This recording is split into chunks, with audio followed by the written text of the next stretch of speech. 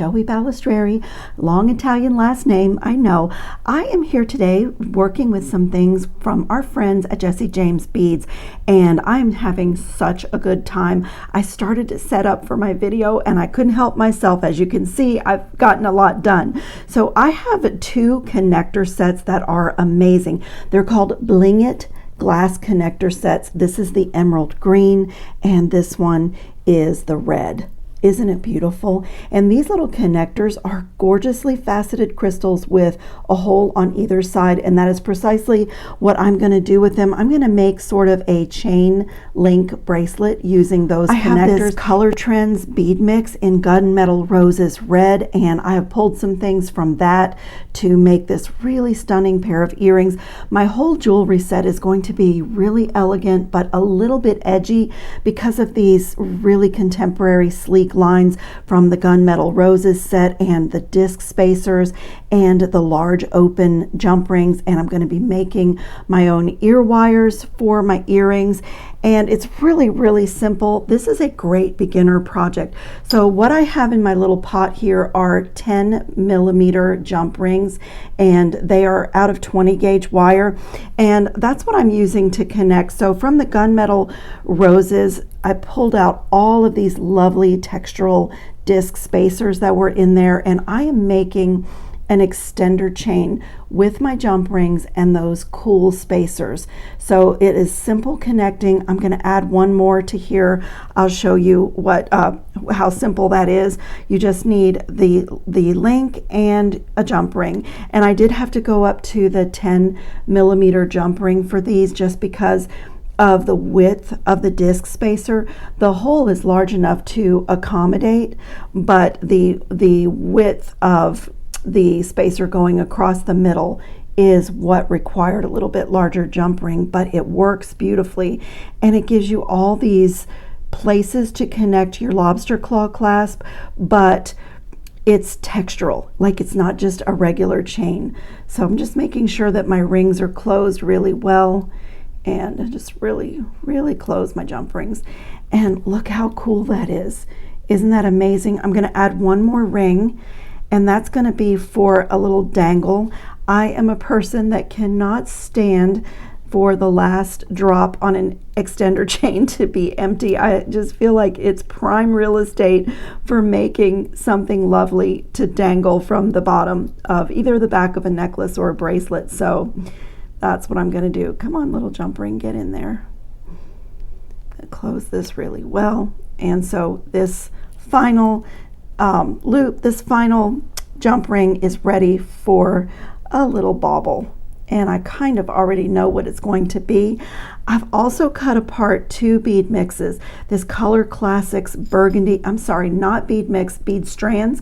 This Color Classics Burgundy bead strand is stunning, and it has so many gorgeous crystals in it and so many shiny, pretty things. And then the Midnight Green bead strand also is just full of gorgeous things. So what I was looking at, because if you can't tell, my piece is going to be red and green. I was looking at doing something with these little crystal cube beads for my final drop, but we'll put the bracelet together and, you know, kind of see how we feel about that for a drop. And so also from the Gunmetal Roses, I have this that I'm going to use for a focal, and like I said, it's a little bit edgy because the red and green is kind of festive, but when you put this gunmetal metal and the silver, to me it's very contemporary and very chic and, you know, really bold, and I love that. So also from the gunmetal mix is this cool, amazing spacer. It's got a really large hole and it's a little bit spiky, and I was playing with the crystals that are kind of long rice shaped, and they fit inside perfectly, and that just looks like another gorgeous bracelet component. So I'm going to use my one-step looper to make that component, and then we can start connecting. This is so simple and so stunning. My two favorite words in jewelry. And you can definitely do your simple loops with your pliers if you like doing them that way. I really love this tool when I have a beaded chain to make. It makes the fresh cut on the end of the wire, and I'm going to use it to hold onto my wire while I straighten that you know, so that my component starts out straight. And I pulled the wire down so that loop is centered on that wire, and I just get consistent loops. And when I'm making a beaded chain, I'll even keep the tool in my hand and, you know, just swing it out of the way. So I'm going to feed on one of those elongated crystals and that really cool edgy gunmetal component, and look how cool that is. I mean, it's just stunning. So simple, but when you start with supplies like this, your designs do look fabulous. So this time I'm going to use the guide hole in the tool, and I'm going to gently close it, and I've got my bead right up to the front, but I also have my wire as close to the back plate as I can. It's going to make that fresh cut for me, make my loop, and I'm going to pull my entire component down and finish closing. So I was watching here that I didn't harm my crystal beads, and I can see that my loop became misaligned a little bit, so now's a great time to straighten that out. And look at that, it's so gorgeous. Okay, let's start the connecting. I'm going to start right in the middle and work my way out. I do like to work harden all of my loops. It's just my way. I feel good about putting my pliers on everything and making sure everything is closed really well and work hardened. So I'm just going to connect my jump ring to my simple loop, and then on this flower component, I don't know if you guys can see, but there are crystals floating inside this open rose component. It's really amazing. It's so beautiful. So I'm just going to find a little spot. I'm going to go right here and connect and just close my jump ring really well. And sometimes I even put my pliers on the inside. When you're doing a project that's mostly connecting, you know, it's important that your connecting look good. And so now I'm going to take another jump ring, and you're going to see how cool I'm so excited. I've had so much fun playing with this connector set. So I'm going to come right here and put my green one in, and let me just turn it so it doesn't escape for me. And let me close this, and I'll talk to you a little bit about the design here. I sort of did color blocking here. So the way that I have this laid out is a block of green and then broken up with the red and the gunmetal, and then this cool gunmetal open rose, and then green to space out the next color block of red, and it's all separated by silver. I think it's a really beautiful combination. So I'm going to keep connecting, and I'll show you how this is going to clasp. Really, just really unique and stunning and very festive.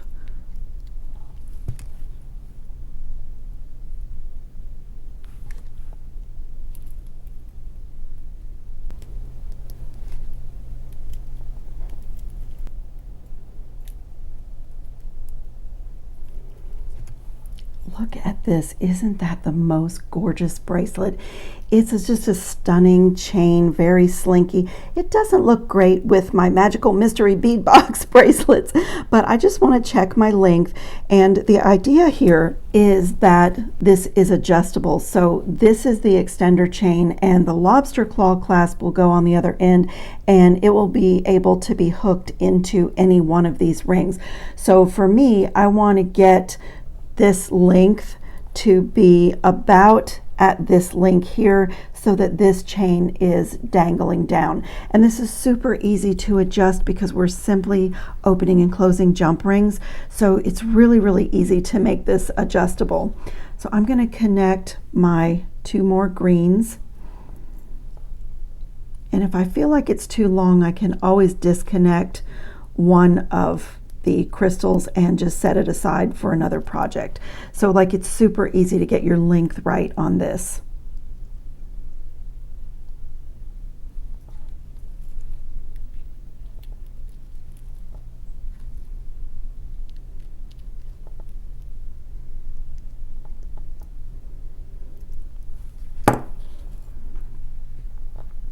And on this last one, I'm going to do two jump rings. I'm going to first add one of my 10mm jump rings, And to that, I'm going to add a 6mm jump ring. I need to close that one a little bit better.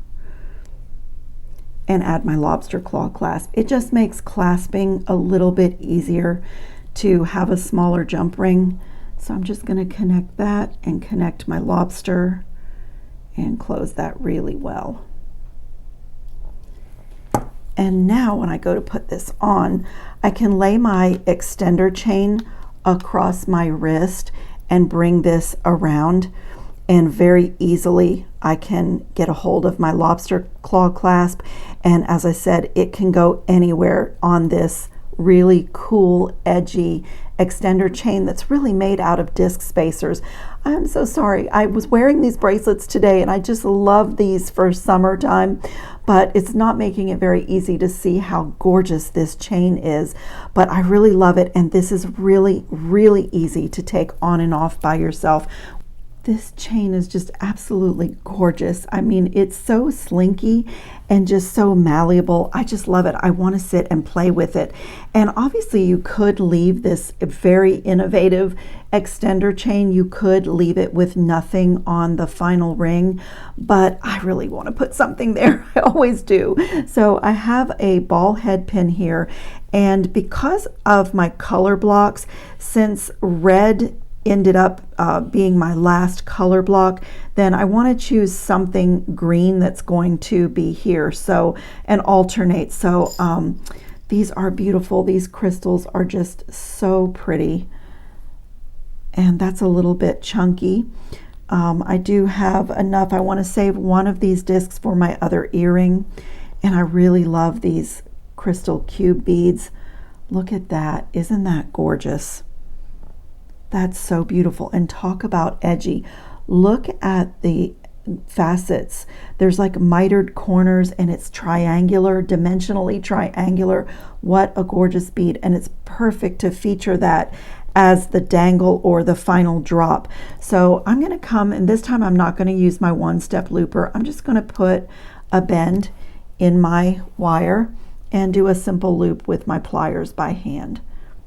Just bring that over, rotate, and then I'm going to pull this around and just get everything centered. I like to get my loop centered really well, so it looks like that. And then I'm going to come right here with my cutters where the two wires meet and snip, and now just close that loop really well. I always work harden my loops and my connections by opening and closing my pliers with just a little bit of force. That just looks great. And I'm going to come right to this final jump ring. If I can find the opening, and just open it and add this charm to the end and close it again really well.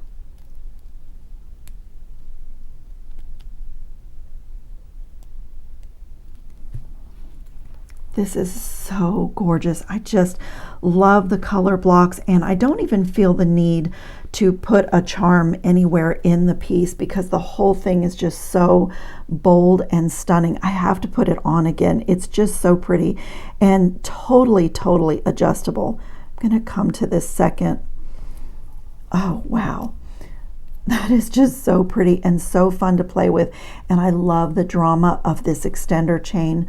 And this component is gorgeous and just so interesting. Like, really no two things on the whole piece are alike. And it's also very lightweight for being as bold as it is. It's very lightweight and very chain-like. So I'm going to slip this off so that we can look at it while we build our earrings. So same thing on the earring. I took the tassel from the Gunmetal Roses set, and again, color blocks with the red, the green, the red, and everything separated by silver, and a little bit edgy, like stacking the discs is a little bit edgy, and even the crystals and the faceting just kind of floating like that with nothing around. And Also, I really love the 10mm jump ring because that negative space is just very contemporary. That open space, you know, is just very contemporary and sleek, and going down into the very sleek cone on the silky tassel. I just love it. I love the whole thing. So I only need one of my crystals for that. So I'm going to just clean up a little bit while we do the earrings. Let's see. Also, I need, before I put everything away, I need 2 disc spacers for that. And what else did I use? 2 jump rings. And I already have my piece of 20 gauge wire out here. So I'm going to just clean up a little bit so you can see what I'm doing. Okay, same thing again. I'm going to open my jump ring and get my crystal connected. And I'm going to put my beautiful tassel at the bottom of that. And then I'm going to take another jump ring and open this one for the top of my crystal. I'll just set that aside while we build the earring. And if you didn't notice, my stack of beads that makes up the earring goes right into becoming an all-in-one ear wire. I've done this a lot, and some of you may have already seen it. It's one of my very favorite ways to make an earring. It's just so easy, and my craft wire is anti-tarnish, so it's just really, really nice. I'm going to use my 1.5mm one-step looper to put a simple loop in this end, and when there's no beads on the wire, you just need to go past this back jaw, and the tool makes a fresh blunt cut for you, so it's a step you can skip with your cutters. And I'm closing it, it's making that loop, and now just like before, I'm going to pull this down and make sure that my loop is centered on the wire, and while it's in the tool, I can give myself a really nice smooth straight piece of wire. And like I said, you can totally do this with your pliers. I think everybody gets their own rhythm in jewelry, and they find the way that works for them best. So I like to switch around from doing it with my tools or with the one-step looper. So when I take that away, I have this perfect little loop, and it matches my other earring. And then I'm going to feed my disc spacers on here in the same order that I did the other ones, just like that. And then I'm missing my red bead. Both ears need a red bead at the top. And so the other reason why I took my time to really straighten my wire is that for this type of an earring where your bead design is going to go right into becoming your ear wire, it's really important that everything be straight and that you know the front of your piece. So I'm going to grab a hold of this. In fact, before I even do that, let me open this and attach it. Oh, no, I don't. I already have this ring open. I'm talking and not paying attention to what I'm doing. So we're going to attach this ring to the bottom here. I'm going to have to redo my bead stack and just close that really well. Work hard in a little bit, and I'll put my beads back on very quickly. Disc, textured disc, plain disc, and red bead. And so adding that final drop is going to help me because I see that this is the front of my earring. And that's really important when you're about to turn your leftover wire into your ear wire. So I'm going to get my wire right where it exits the bead, that top bead, and I'm going to bend it forward at about 45 degrees. And to know if I got it right, it's supposed to hold this bead on, and it is. The bead is not coming off, but honestly, I feel like I could be a little bit more forward just to make sure, and that's really secure. So now my bead stack is not coming off of there.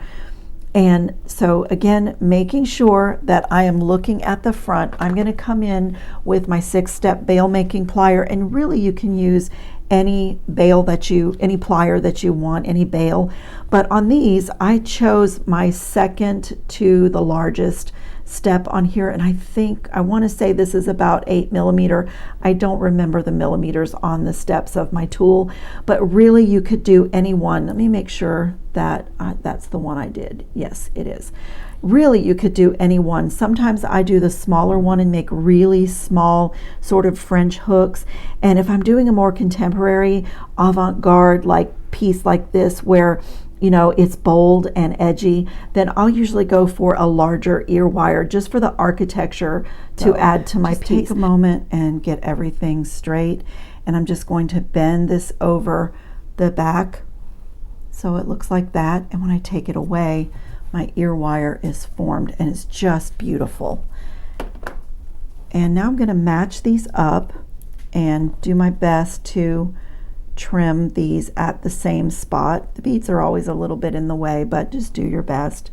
I'm just going to come right there and snip. And now I'm going to take my flat nose pliers and just line up this with the end of the wire that I've just cut and kick that out. And I'm going to do the same thing on this one, just line it up and kick that out, so it just makes this really, really beautiful ear wire. I mean, it's just so gorgeous. And I'm going to do one more thing. I'm going to use my battery operated bead reamer, but I don't have the reamer attachment. I have the wire rounder attachment on the end, so it's just a little cup there. And it's a very professional way to finish handmade ear wires. You put your wire in and press the button and go around, and it smooths out anything at all that might have been sharp from cutting the wire. And it's just no longer craft wire. It is an artisan ear wire and just one of a kind. I'm going to do the same thing on this one.